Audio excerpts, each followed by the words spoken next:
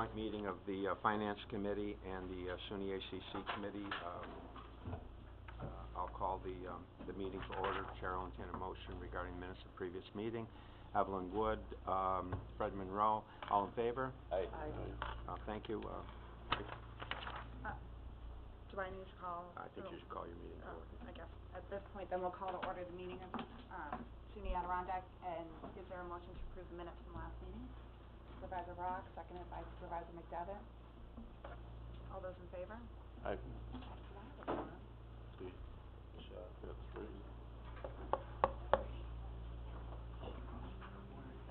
You do. I do. Okay. You do. Thank you. All righty. Welcome, everyone. This joint meeting was called to receive a further update and detailing regarding the projects at SUNY ACC. We have with us, it looks like a delegation from SUNY ACC. Welcome, everyone. What I'd like to do is, why don't we just turn it right over to President Duffy, and perhaps you could enlighten us. Okay. As to, you know, where you think we are right now. Okay. So. And the project generally. What's that? And the project. Okay. So, thank you, again for having us to, answer any more questions that you might have. I'll just refer you back to the previous presentation. What we're talking about is, what we've been calling the NSTEM project, which is, to support our nursing and science, technology, engineering, and mathematics programs. As you know, this has been a project that's been on our facilities master plan for the last 23 years. We've been looking at different ways to be able to support those needs, and as time has gone on, we've been taking a careful look at our space utilization to continue to try to make the most effective use of our resources while still meeting the needs of our students and community. And so where we've landed at this point is for a $17 million project that would be an addition to the science building and a renovation of the current space, which will be able to update our science labs, actually be able to increase the size of them, which makes us more efficient in terms of using our space, modernize the labs for our students so that the students that are coming out of SUNY Adirondack have access to the state-of-the-art equipment and facilities that they deserve. Also to support the nursing program, which of course, as you know, healthcare is one of our biggest industries here in this region, and that we graduate many nursing students that work in our community and our healthcare facilities. And so with this project, we're able to expand our simulation labs in particular that can help not only our nursing students continue to prepare for the workforce, but also be able to open up that asset for our local hospital and Hudson Headwaters to be able to continue their training of all their healthcare personnel. At the same time that we've been planning this project, we also submitted an application to the State University of New York for what they call their SUNY 2020 Capital Grant Program. We submitted that application, as you know, last May. We were awarded the $9.7 million we had requested for the Workforce Readiness Center. That center will allow us to be able to expand our work with our local business community, with the idea of being able to provide more resources for small business startup and, more importantly, scale up, which we were able to demonstrate to the state that with expanded facilities that can house our continuing education programs and training, that we would be able to actually increase the number of businesses that we can help to get off the ground on an annual basis, which is an economic development driver for the region. That money helped us to relook at the entire project, the NSTEM project and the WORK project as we're calling it, to be able to integrate the Workforce Readiness Center program and facility more into the science building, which has actually reduced the renovation cost that we had originally projected, which is what brought the project down to $17 million from $20 million, which is where we started when we started these conversations over a year ago. So that's kind of where we are. We have been working with your leadership and, of course, our legal counsel to now get to a point of providing some language and resolution for the Board of Supervisors to consider in terms of being able to make a commitment to the project. As we've been saying all along, we proposed a timeline that would allow us, if we were able to get support for the commitment of the project, by the end of this calendar year, we could kick off the process of this capital project. Doing both projects at the same time provides us economies of scale, which is also how we calculated this cost savings for the county contribution. And we have a timeline set out so that we could break ground in early fall so that we avoid winter construction. I understand that's been some questions that you might have had over the past couple weeks, so we invited Bob Joy, who is the principal architect for JMZ and has been our consultant throughout this process, who has kind of prepared a more extensive timeline to help you all understand why the timeline is set out as it is, what happens when we delay projects, and what that does to our timeline. So if it's okay with you, I'd like to invite Bob to come up and talk us through the timeline.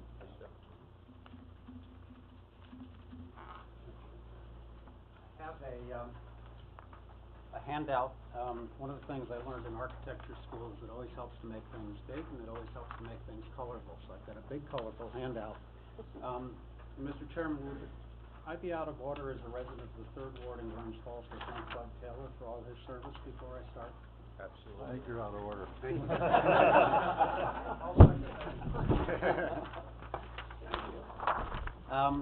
you, John. As the President Duffy mentioned, we met on May 18th to talk about the NSTEM project with folks from the county here. And we talked about it being a bit of a golden moment in terms of historically low bond rates, interest rates on the bonds, and also very low inflation in the construction industry. And we sketched out what we saw would be an ideal schedule which would have you approve the project and approve the funding in late summer. Generally, projects of this size take about a year to design and build, or design and bid, and about a year to build. And part of what we have to do in planning projects at the college is not just coordinate with the academic calendar to avoid disrupting the campus, but coordinate with what I'd call the seasonality of construction. All of you know that as privileged as we are to live in the North Country, we enjoy 4 distinct seasons: almost winter, winter, still winter, and construction. So what we're trying to do is obviously dovetail things in to stretch the dollars that we've got to make sure that we take advantage of the seasonality. We are now at crunch time. This may be the last good opportunity to move ahead with the project and really take advantage of the opportunity that you have to lock in some, we think, is very favorable pricing and some very favorable conditions. The handout that you've got, if you look at the lower left, the rendering, just to remind you, what we're proposing to do is add a 2-story addition to the south end, the left side of the drawing, of the existing science building. The way we overcome the substandard labs that are too small, ceilings too low, poor ventilation, and so forth, is to build new labs first. Since they're mission critical, the college can never be without the science labs for many of the students and majors that we have talked about before. Once we build the new labs, we can then renovate the existing science building for the nursing program and other uses. So it's a 2-phase project. As you'll see, we have 2 schedules, 2 timelines up above, A and B. The proposed schedule that we're talking about today is at the top, is Schedule A. And then I've also outlined what would happen if the project gets delayed further in what we call Schedule B. Because the college has gotten such a head start, and because you've already worked so hard on defining the project, getting initial estimates and so forth, we think that the design and bidding can be reduced from a year to about 8 months. And that assumes in Schedule A a January start for that. Bidding would be in September, and ideally we would then be able to get into the ground for the new addition, the first phase, by early October. The goal, of course, is to get the foundations poured up out of the ground, out of freezing conditions and so forth, before really the onset of winter conditions. The construction could then proceed throughout the year and would be finished in July of 2017. It gives the college a month to move during August. And importantly, the new labs would be open to students and in operation for the fall term of 2017. You'll see that timeline in the middle. The nice thing about that is that the contractors could immediately transition to then renovating the existing science building. So we open the new wing, close the existing science building, students come around and not use the new wing, but we then renovate during the course of the year. And of course, that can continue throughout the winter season. And that work would then be finished in the spring of 2018. And because we're still in the middle of the semester, the nursing program probably would move at the end of that semester, the spring semester. That keeps contractors on site for about 18 months, but makes a very smooth transition between the new construction, the addition, and the renovation. With me so far?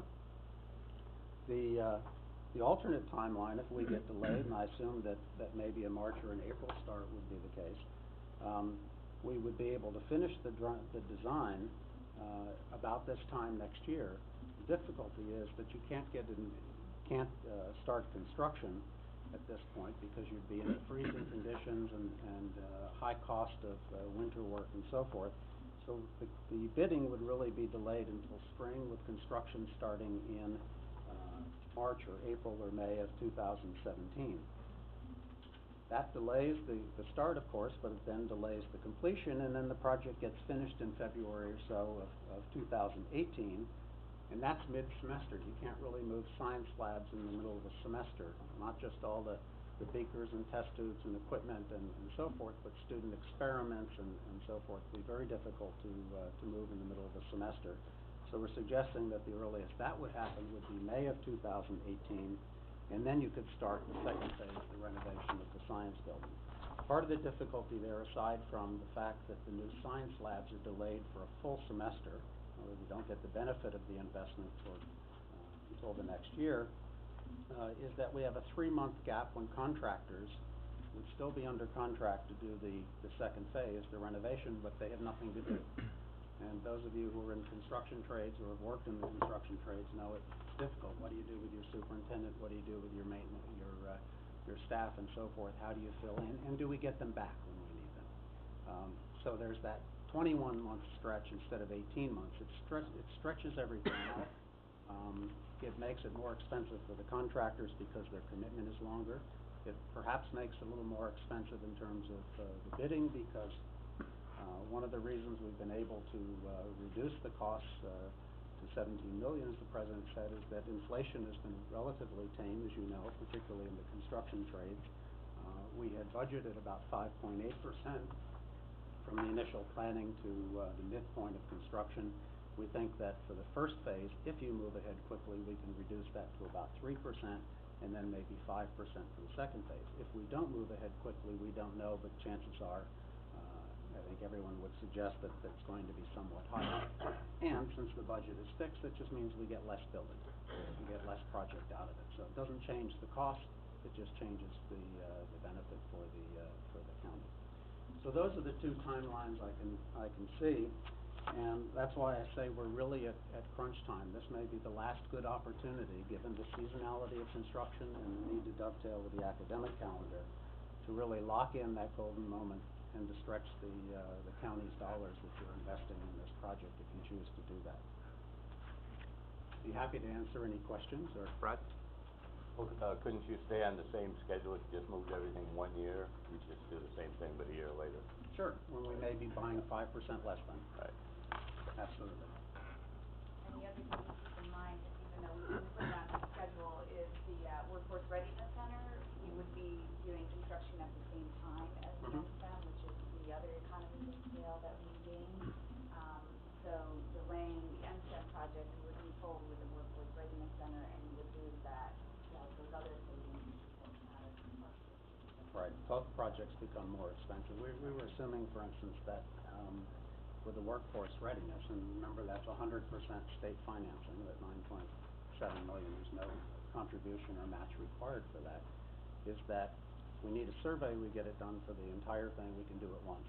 Soil borings, subsurface investigation, all those things that add to the cost of a project, and contractor overhead will be less if we can do them in a coordinated way.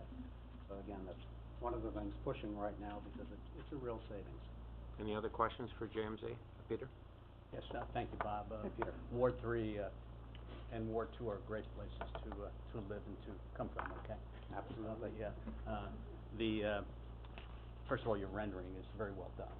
I'm very clear cut. I take the other extreme of maybe Fred's question and look at your initial design of 8 months Mhm. and taking a rather an ambitious and maybe positive perspective on this. If we went not to the right but to the left in terms of your design of 8 months, and said that design was 6 months, would that be doable?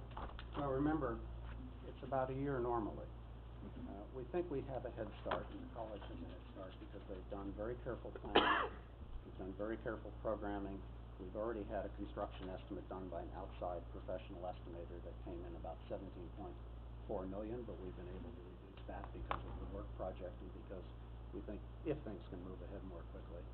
But we will be on a dead tear, and the college will be on a dead tear to make that 8 months. If things had been approved, for instance, late summer, we had a very comfortable, normal schedule. So this is, I think, by any means ambitious. If it can be shortened up, it's to everybody's advantage, particularly the college. The sooner you can get in the ground, the better. But we're really worried about that yellow block, that ugly yellow block in the middle of winter conditions. Maybe this winter won't be so bad, but last winter is not such a distant memory, and it would have been a horrible time to. Thank you. Any other questions? Bud? Yeah, I have a question. I think we've already made a commitment because we've included money in this year's budget, or next year's budget. But I guess, what are we looking for today? Are we looking for a resolution for bonding? Oh, well, that's the pleasure of the committee, but and Rachel and I and the chairman thought that we should at least have presented Larry's next, I think, Chris, to let us know if we were to proceed, what the decision-making process would be on our end, and I might also add on Washington County's end, if we were intending on meeting this timeline. And I think the committee needs that information as a basis for making some evaluation going forward. But I don't want to interrupt your presentation, President Duffy, but I... Really at the pleasure of what you need. Well, I think we really need to hear from Larry at this stage in terms of what we need and... Sure. As you heard, there's 2 projects that are out there, the work project at $9.7 million and the NSTEM project at $17 million. So the first thing from a legal perspective that both counties need to do, as well as the College Board of Trustees, and by the way, the College Board of Trustees is scheduled to meet on December 17th, to first of all adopt the authorizing resolution for the $9.7 million project. As you know, both counties own the property that the college sits on in trust for the college. So in order to go forward with a significant construction project like the work project, it requires an authorizing resolution. So the first resolution would be to approve the $9.7 million work project. And that, again, is at no cost to the county since that's being funded 100% by the 2020 grant. The second thing you would have to do is to authorize the $17 million NSTEM project. Now, coupled with that authorizing resolution comes the local share. And as you know, on a $17 million project, $8.5 million of that comes from the state of New York, and $8.5 million of that comes from the local share. And the local share here are Warren and Washington counties. And the statute requires that there's an allocation of that cost based on the equalized assessed value of your properties, Warren County and Washington counties. And I've worked with the county administrator at both counties and the county attorney at both counties to determine what that ratio is. And if you recall, we were utilizing numbers all along in terms of estimates, and I know that we previously had handed out sheets to all of you with regard to those estimates. Now we have the final figures, and the dollar amount for Warren County is $5,763,765. That's the Warren County share, with the Washington County share being the balance of that dollar amount. So what you would need to do is to have that authorizing resolution for the $17 million project, but with that comes the commitment to that $5.7+ million obligation from Warren County. What we have indicated to you that in order to proceed with that $17 million project, that there would also need to be an authorizing resolution for the financing of the $5.7+ million component. That doesn't mean that the county has to issue those bonds at all. It just requires you to have that authorization to allow the issuance of that financing. And the primary purpose of that is to capture any expenses that may be incurred as part of this project. And so it's customary to have the authorizing resolution and the financing resolution completed at the same time, so that there is a basis for the financing of, in this case, your share of the $5.7+ million. Once again, I want to emphasize that that's just an authorizing resolution. It does not commit the county to borrow that money. You certainly could, for another extreme, you could pay it out of, cash if you have other sources of funds to pay that dollar amount. But by approving, and maybe this is where some of the confusion had come in, by approving the $17 million project, the authorization for that $17 million comes with it the commitment that you've got to pay your local share of $5.7+ million. And that's why we have the serial bond resolution, which is just an authorizing resolution that is combined with the authorization for the $17 million. Then the third thing that has to be done is we have to go through the seeker process for both projects. And because both projects are involving the same building, although they are two separate and distinct projects, we can't segment the review of that. So the County Board of Supervisors for Warren County, as well as Washington County, as well as the college, will be going through a seeker process. And that seeker process, we've concluded that is going to be what's known as an unlisted action, which requires a short environmental assessment form to be completed by each county, and hopefully, as you go through it, and with the help of the architect who's provided the basic information for that, that there would be what's known as a negative declaration, that there would be no significant impact to the environment of that as a result of that seeker review. But that seeker review would be done at the time that you'd be authorizing the $17 million project and authorizing the $9.7 million project. So I know that's a lot of information, but that's the legal process that each county and the Board of Trustees will have to go through to move this project forward in December. Fred? If any one of those entities determines that they can't do a negative declaration, wouldn't that push the whole schedule way back, because you'd have to go through more procedures under secret? Correct. If there's a determination that that did have a significant impact, that would push it into a Type 1 action, which would then require a long form, environmental assessment form, which, yes, that would delay. The schedule probably couldn't be met if that happened. Correct. However, Fred, we have been working with the architect and getting the information necessary to complete that EAF, and based on all the information that we have obtained from the architect, that there's, as you are familiar, there's a Part 1 EAF form that's been completed and submitted, and that indicates that there should be a conclusion that there is no significant environmental impact. But again, you're correct. Each entity will go through that process and come to its own conclusion. One of them determines it does have a significant Correct. impact. Larry, just for everyone, the lead agency under the seeker would be This is county, This the is not college? coordinated review, so there won't be a lead agency, although I can tell you that SUNY itself has delegated its, it has no objection to the determination that's being made by the Board of Trustees of the college, but this is not coordinated review, so there is no lead agency. That's why Warren County does its own seeker, Washington County does its own seeker, and the College Board of Trustees does its own So seeker. that is something we will need to. Correct. That's from where I wanted to go with it. Very good. Right. Rachel, you had just received some information, did you? Well, I think that in part we wanted to have this meeting to have yet again another very open and honest discussion about our county's feelings and commitments regarding this project. And there's been some questions that have been reoccurring and wanted to be able to have everybody here to address them. But I did receive notification from the community college chair in Washington County that they do have the support, they will be voting on it in December, and he fully expects for them to move forward with it. So I know that was a question, will Washington County do this? His answer to me was yes, they will be.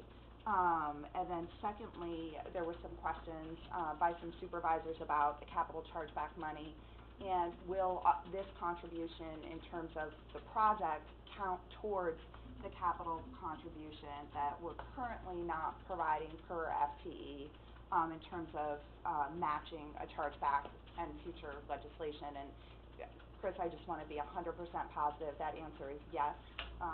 So just to be clear, there is no legislation that's been passed yet. Right. So what we proposed, what we talked about at the last meeting was that there is discussion at the state level about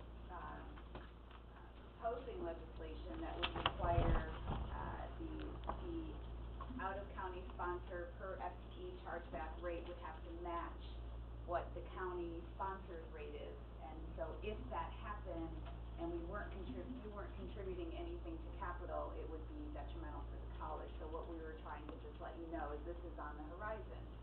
So there is no legislation yet, but in general, this type of capital contribution is a capital contribution for the county. So, you know, if that legislation came to fruition, we would have every reason to believe that this is considered capital contribution. This is what other community colleges do with their county sponsors if they bond a project, and that's their capital contribution on an annual basis. Are there any questions about that aspect of it? Or does that, I think, you know, and I'm sorry, I think that initially we thought being able to move forward into the new year, and particularly in December, to have a resolution showing the support of the project.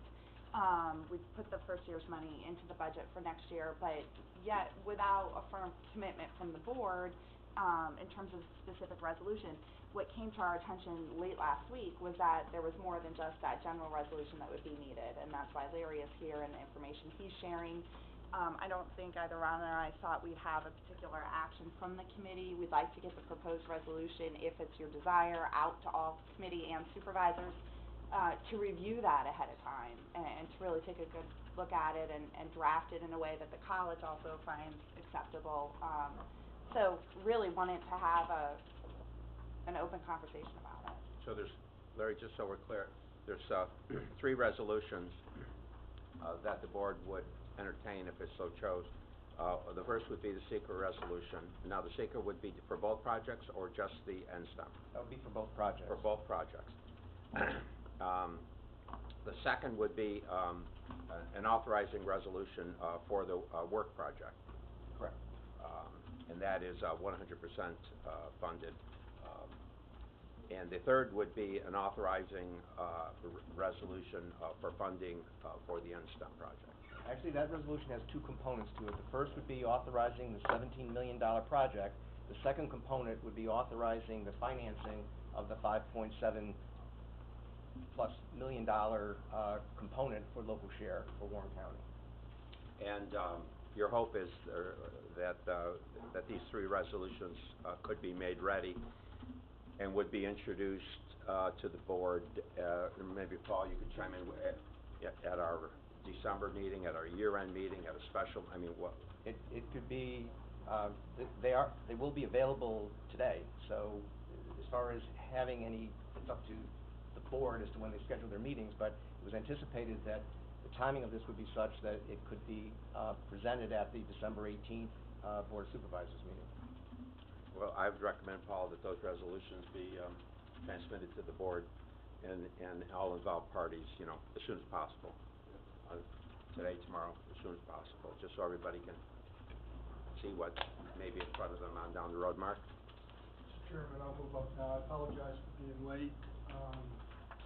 So the next step, would it be that we have to vote on those motions today as a joint committee, or does the community college committee propose it to the finance committee? How does that work today?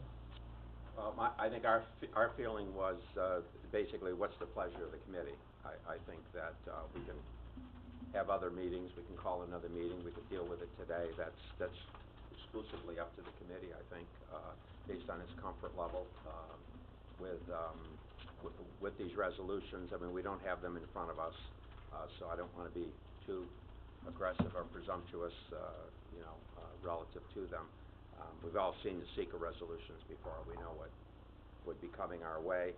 We know the work program, other than authorizing and allowing the project to take place, we don't have financial involvement specifically with that project. The third, the authorizing resolutions for the NSTEM, with both the components that Larry pointed out, that does have our financial involvement, obviously. So, but I'm comfortable with the plan that you suggested to go ahead and have the resolutions distributed and the full board. Can't vote today, we don't have the right, resolutions. no, I think we in front of need the us. resolutions in front of us. I think that's the appropriate way to proceed. I have a sense, I think, that folks would like to do the project, but we obviously we have our financial concerns. We have the 98,000 of, what did you estimate the PI was on that, on the NSTEM for our share, on that, was it 380? Sorry. Oh, the annual. The NSTEM project, our share of that in terms of principal and interest, Annual? annual? I don't have that figure in front of me. 387, so 387, we have 95. We have 95 budgeted, which would be our share for the first year. I believe that's where that, actually, that was the number, that 95 was based on the old number. Actually, the PI for year one is less than that, and I think there was about a $7,000 or so carryover into, what's that? About 87,000. 87,000, so there's a carryover of the 95 into 17. Mr. Chairman, just to be clear on that, that estimate was based on the issuance of some type of financing early on in this process, because that number represented the interest component of that financing. So it's not just a matter of we're going to pay, Warren County is going to pay $87,000. That would be its estimate of what the interest payment would be on the financing of the $5.7 million. So again, there was a little bit of confusion in some conversation I was having with some of the supervisors that were questioning this, that there was some thought that maybe there was only a commitment for the $94,000, but in reality, in order to pay that $94,000, you would have had to have issued $5.7 million worth of financing. Right, absolutely. And I did have Paul, because I think, as you know, in the budgeting process, when we received those September sales tax numbers of negative 5%, it traumatized us, so to speak, in terms of the budgeting process. And so our budgets going forward were modified quickly as a result of that September decrease. Of course, it came substantially back in October, I think 4.something% up. So first count for this year was down a little bit. But I did ask Paul just to do a projection on one aspect of this, and this isn't the only way we have to think about how to pay for this, but Paul, if you could just run some of your sales tax projections that I asked you to run relative to that revenue going forward. Sure, Mr. Chairman. The county, as you know, other than the 94,000, hasn't budgeted or can't budget for future years yet until we get to the budgets, but we will have to come up with about $380,000 a year from what the information we have been given, and that'll be presumably for the next 20 years. We did not build that into the multi-year plan that you saw earlier this year, so this would be money we would have to come up with starting in, I believe, 2017, Larry? Okay. So there's a number of ways that can happen. We can cut other funding sources or things that we're doing in order to raise that money.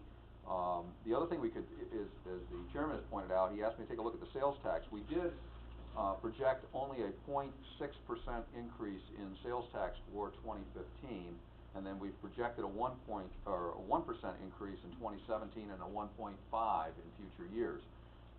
Depending upon what happens, it is very possible that if we do get fortunate and say we do a 1%, for instance, this year instead of the 0.6, we would raise another $99,000, and then your projected numbers would go on top of that. So in other words, if we raise 99 more than we thought in 2016, then we'd be starting with a higher number, and you could add 1% on top of that, and so forth through 17.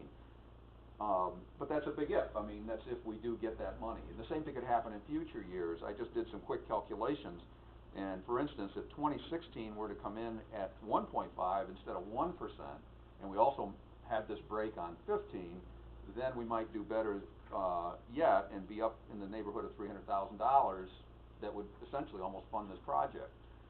Those are big ifs. I mean, if the economy goes down, we could actually go backwards in sales tax, or our sales tax could remain flat. We've had a very strange year this year, as the chairman pointed out, that we had a 4% increase, but now I saw we had another decrease. So where we're going to end up at the end of this year is anybody's guess at this point. We do feel, though, that we will be below what we budgeted, and that's another important element to understand in all of this. And I don't want to make it overly complicated, but if we end up under what we budgeted, which I think we more than likely will, then we're going to take that from fund balance. But, and this may sound like doublespeak, but if we do better than what we projected in our overall future funding, then we could actually end up with more money again and have some of these funds for the college. But I think that, you know, that's where this stuff is all up in the air. We do have some property we're looking at selling, which would also help to offset costs. We do have areas that I think you can still cut in your funding in terms of some projects, which I won't get into now, but I think that one of the suggestions that's been made is to start budget committee meetings early in 2016 so that we can start planning and have more time to plan, because I do think that it will be important every month to monitor where we are financially and plan so that you're not cut at the last minute of having to cut a project or something to make your budget work.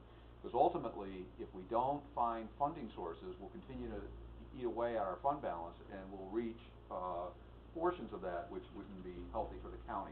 The good news is we have time. We have time to do that, but my recommendation would certainly be to work on that very early in 2016, and like I say, continue through the time, and also really get things going that will help us raise revenues in terms of sales of property or other types of things that, you know, we can discuss so that we have a good handle on this. You are taking on a large commitment. Is it possible? Do I see ways of this possibly working out? Certainly I do. But as with anything, projections on the economy, everything else, I do have to throw out the caution that, you know, I don't have the crystal ball. If the economy goes flat in 2016 or 17, then all bets are off, and we'll just have to figure it out. Mark? Mr. Chairman, so my understanding is we'll draft the resolutions. Those will be distributed to the supervisors. Could I add that we get maybe a memo from the county administrator that somewhat summarizes what he just said? I think the budget officer should weigh in. And then can we get the firm numbers from Larry on the commitment, so we know, we all have that information, and then someone can bring it to a vote at the board meeting next Friday. Is that the plan? If the someone so committee, chooses? and I think this is primarily finance, but I won't speak for the SUNY committee, but if it's the pleasure of finance that we've considered this enough, and that at the appropriate time, if it happens to be next meeting, move the resolutions to the board and let the board consider this in open session and vote on this in open session. If that's the feeling of finance, the finance committee, then I don't have any problem with that unless a committee member has a problem with that. Gene?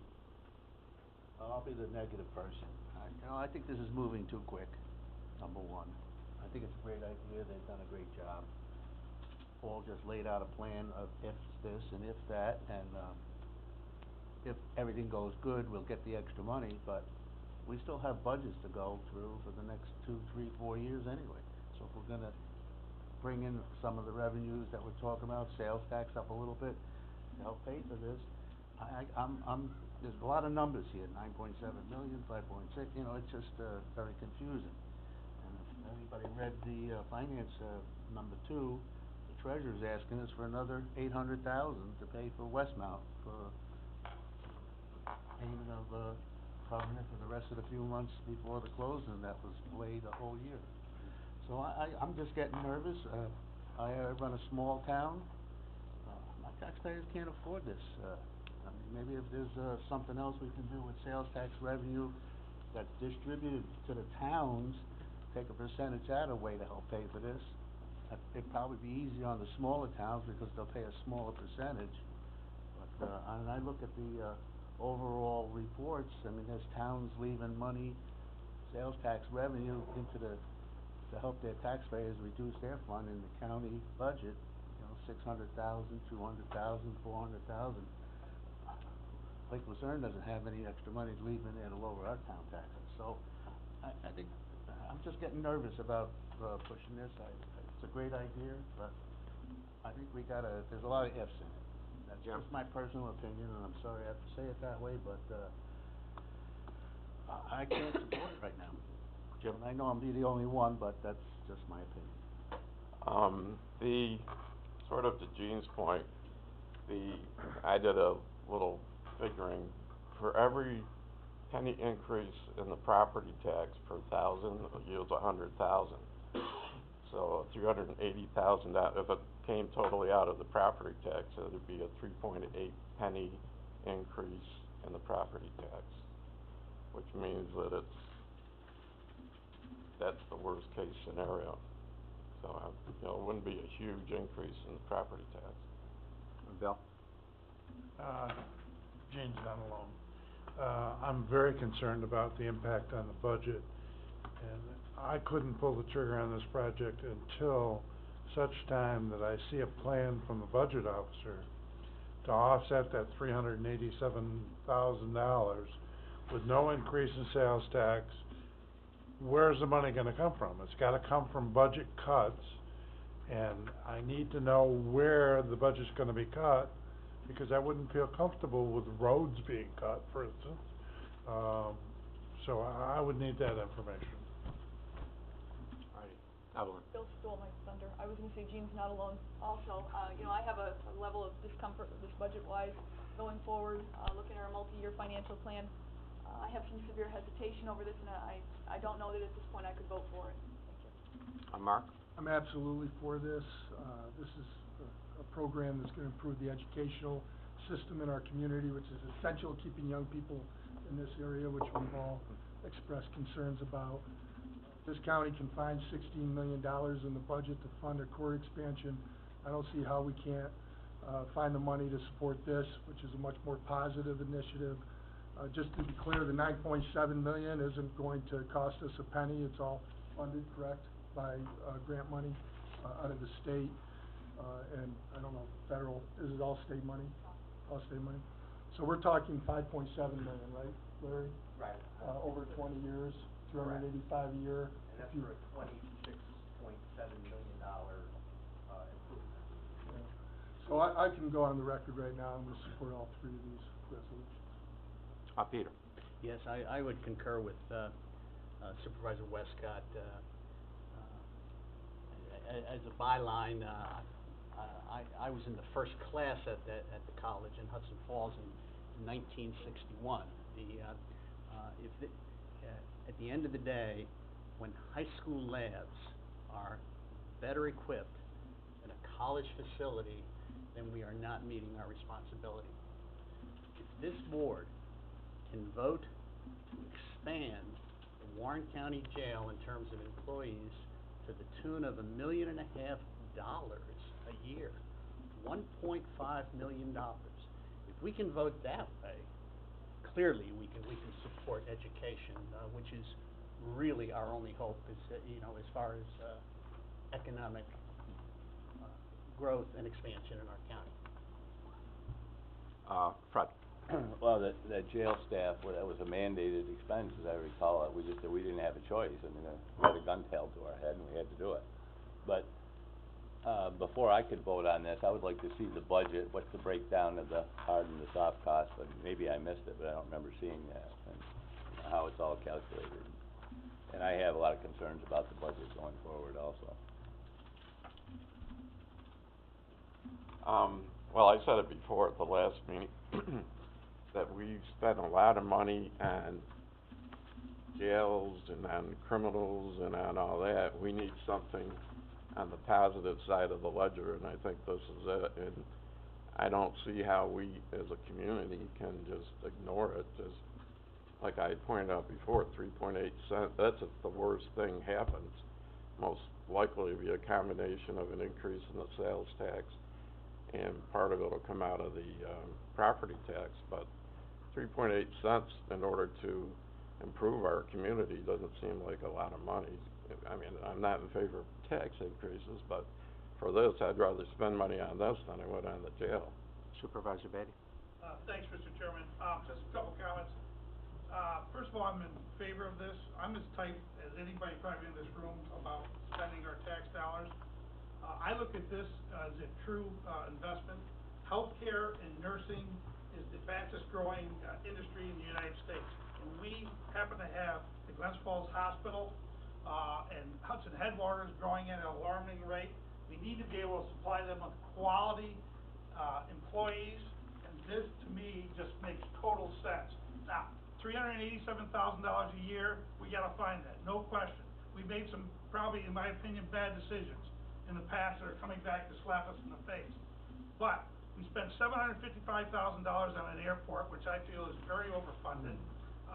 We spent over $16 million, $20 million actually when we bonded out for a courthouse, which I felt was extravagant. We had other options.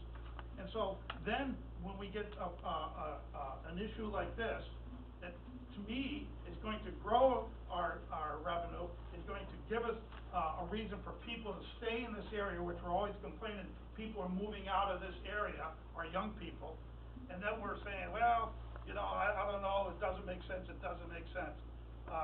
You know, everybody's entitled to their own opinion, I respect that, but my goodness, this is actually gonna be a revenue generator in my opinion, and the $387,000 is a drop in the bucket compared to what we've been spending on these other projects and the other decisions. So I'm totally 100% behind this, and I just wanna let the board know that. Thank you. John? I'll have to concur with, Supervisor Beatty. I want that on the record. Ron, and McDevitt. How about Westcott? Come on, Westcott. Thanks, John. I know it's very hard for you to say, but. But I did say that. All right, thank you. Kind of, I'm sorry, my apologies. unusual alliance, but I think they're all correct.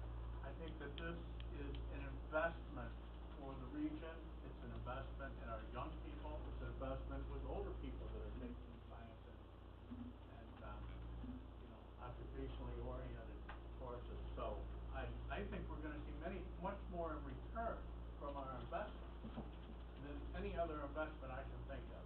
So I support this as well. You know, I would also like to ask, I know Supervisor Westcott, you asked for a memo from the county administrator and the budget officer, but at this point, I mean, Frank, is there anything that you wanna add, or perhaps the chairman of the board, just getting a feel for this going into December? As has been said, we have 94,000 that's in this year, for next year. That's 94,000 off of 387, so that leaves you 293. But you also have to remember that we haven't come up to full speed on the court bonding also. Pay increases that are gonna happen. The amount is $700,000-800,000, so it's gonna be a challenge. If we wanna cut things, I asked that 3 or 4 times at the 3 or 4 budget meetings that we had, and I didn't hear where they're gonna cut and get this money from. Across the bear, so, you know, that's what the board decides they wanna do, just the fund money. I think, the way I think about this is, if you're going to do the project, what advantages there in delay? I don't see any. The project costs will go up. I suspect from here, interest rates will be going up.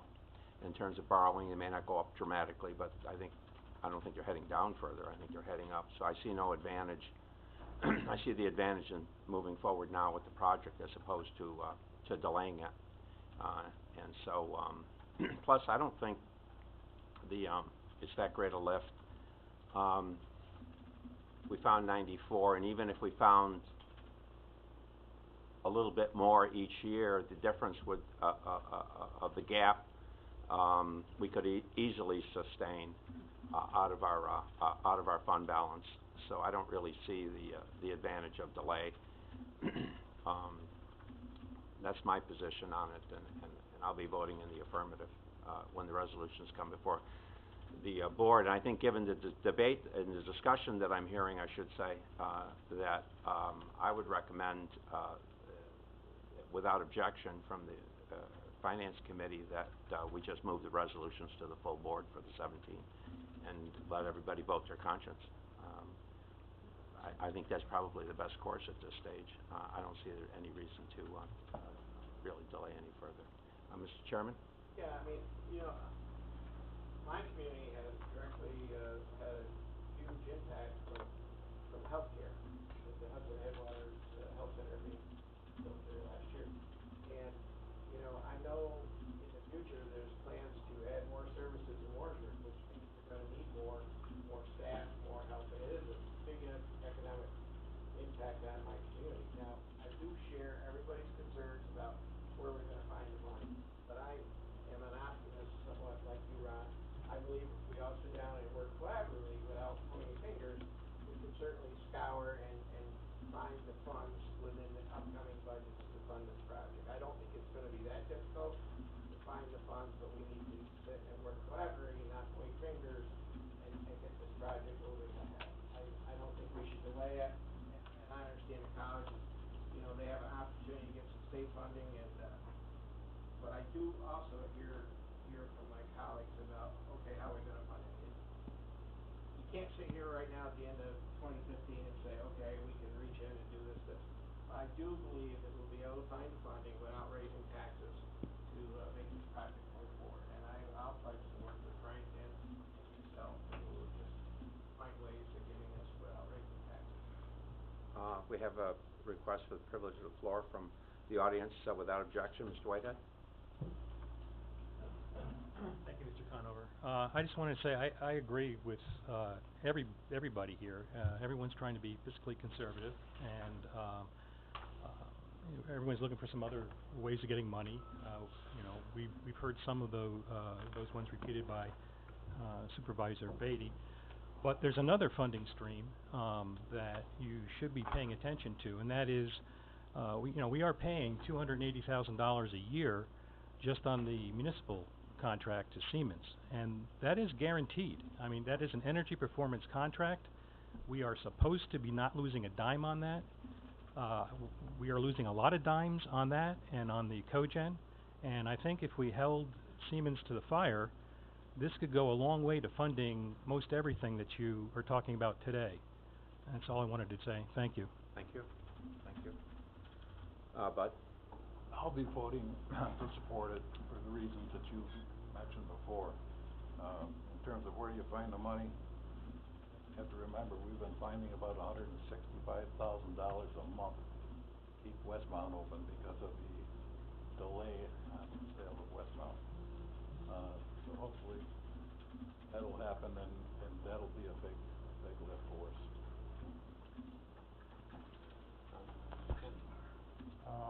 Somehow I didn't envision the end of my career coming to a no vote for the college.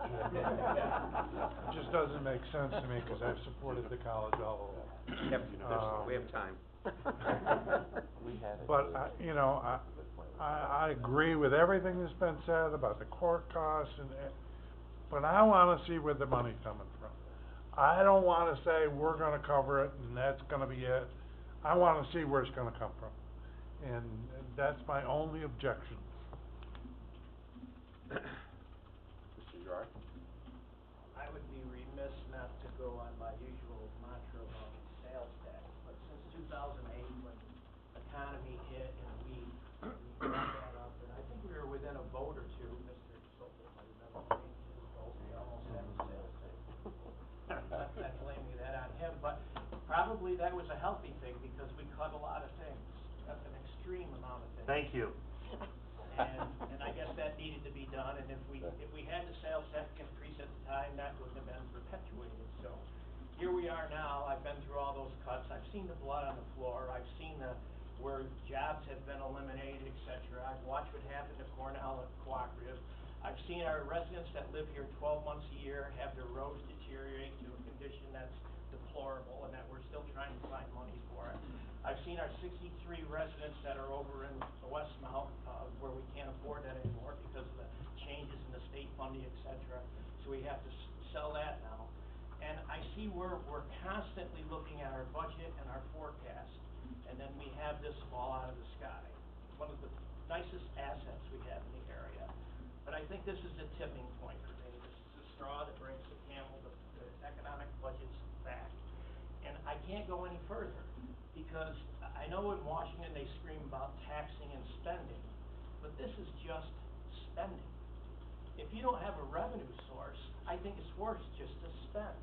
So I'm going back to, now is the time to raise the sales tax. Now is the time to pay for our courts that we put off for probably 10 years. We put it off, and now we're mandated to do it because Betty Little got us a new judge, and we had to expand, and we had too small a space anyways. So we're mandated to do that. With all the other mandates that we had the corrections come in, and it cost us $1.6 million. We ran a jail for 12 years without the numbers that they're saying we have to have now, and we have less prisoners. But we're mandated to that. We have to put that in the budget. And consistently, this gentleman tries to weed through what we're going to do. So we sell nursing homes, and we try to create the best environment we can with our cuts. We don't fund the roads to the necessary entity that we should to get them to where they need to be.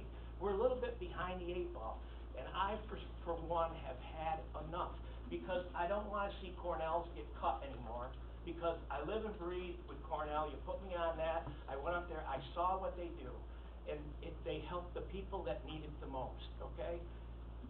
ACC's doing great. ACC, what they're proposing is wonderful. This should be done, but I cannot support it without a sales tax increase that pays for the courts, pays for the roads, and pays for that. That's where I'm coming from, and that's what I'm going to stick to. Okay? I'm all for this project, but I want to tax the 46% of the taxes come from tourism. That's our biggest industry.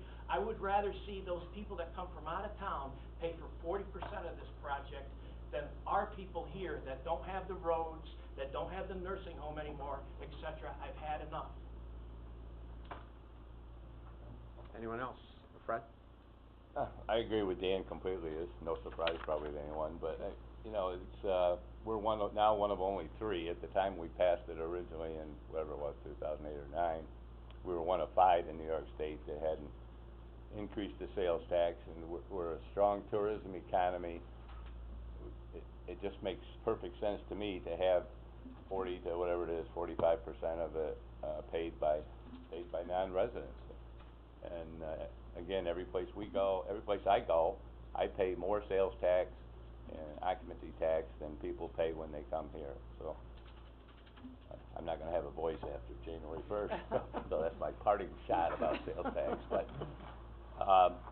But the other thing I think we need to take a close look at is that we had a table which showed our bonding costs and when they start phasing out. I think everybody should see that, to just see maybe it's a situation where it's going to be tough for a few years, but then the fact that bond payments are dropping off will cover this cost in the later years. I think the budget did cover that. I think 17. I think I forget now exactly. That was presented at budget on. Right, it was, Frank? but I don't have it handy. 23. Bill? I'm glad the sales tax discussion is gonna take place in January when I'm not, so, because I'm adamantly opposed to increasing sales tax. I call it witch pocket politics, because do I take it out of this pocket every day, or do I take it out of this pocket once a year? Or the other guy's pocket. I'm opposed to it anyway. Well, I think then what we'll do, Evelyn, did I see your hand? Yeah, I had just a thought here as this discussion is going on. One of the things that concerned me about the budget this year, certainly didn't stop me from voting for it, is we're funding increases, like we funded the increase for the SDCA, which was significant. And now we're looking at this $380,000 a year bond payment, which supposedly we're going to be able to find. And it made me pause and contemplate, if we can find this money, I guess I have some concern certainly these outside organizations do wonderful things, and they're complete assets to the community, but we've cut so much internally. Shouldn't we, if we can find this money, if this money exists and we have it, shouldn't we be looking to, you know, reestablish or re-flesh out some of our own internal programs before we start handing it out to other organizations? Certainly they're valuable, but, you know, I have to think of our departments and our roads, these things that we've cut so significantly over the years. Before we start giving the money out elsewhere, should we look internally? If we can find it and we have it, maybe we ought to look at some of our own programs to make sure we wanna, you know, put the money where we're putting it. I should say, though, that, Matt? I just wanna agree with Evelyn, that we need to prioritize. We've gotten out, we've spread out into so many different areas that we're getting away from our original mission, why we're even here. And I really think education, we've gotta, you know, this is a root responsibility, in my mind, to the county. And we've gotta stay on our path. We can't get strayed by, you know, there's a lot of organizations, there's a lot of people that are gonna keep coming to the county, and we just gotta stay on this program. Education, roads, they're all important. I should say, though, that any borrowing assumes that the revenue's going to be there. Any borrowing, any existing borrowing or any future borrowing, you're assuming that the revenue's gonna be there for the borrowing. So, Mark? Mr. Chairman, the budget officer released a poll to the supervisors on what was most important in terms of priorities of the unfunded projects, and this project, along with the roads, were tied for first. So I agree with Supervisor Simpson, we need to prioritize. Well, in terms of the poll of the supervisors, this was tied for first with roads. Just want to remind people of that. And I also think that, you know, our budget officer has told us that moving forward into next year, we're gonna have these meetings much earlier about the budget. It will be something that we have more of an opportunity to go line by line, to be talking about organizations that come to the county that have perhaps been cut significantly in the past, or departments that we haven't funded at the level that they would have liked, or perhaps the level that they need.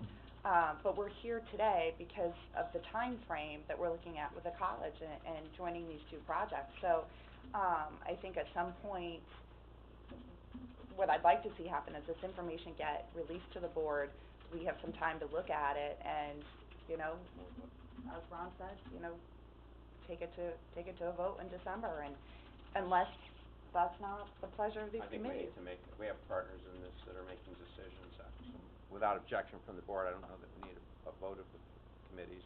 I'll turn to the protocol officer, but I would say let's just move the question onto the board, and let's everybody vote their conscience. I'm in favor of moving it to the board. Does that need a second? All right, this is finance now. We have a motion on the floor of finance. What is Okay, it? I'm not on finance. You're not on finance? We have a motion, we have a second, to move the matter to the full board. All in favor of moving it to the full board, signify, you better raise your hand. All opposed to moving it to the full board? Carried. All right, any more business, relative to this project to come before the, joint committee? Thank you, everyone. Thank you, everyone. Well, I'm still meeting with finance, you might want to ask for a motion. Can I just have a motion to adjourn the college committee, please? Made by Supervisor Westcott, second, Supervisor Amanda. Yeah. Oh, I'm so pleased. I'm so pleased. Paul. Just on time, on budget. So we'll be able to get out as soon as possible.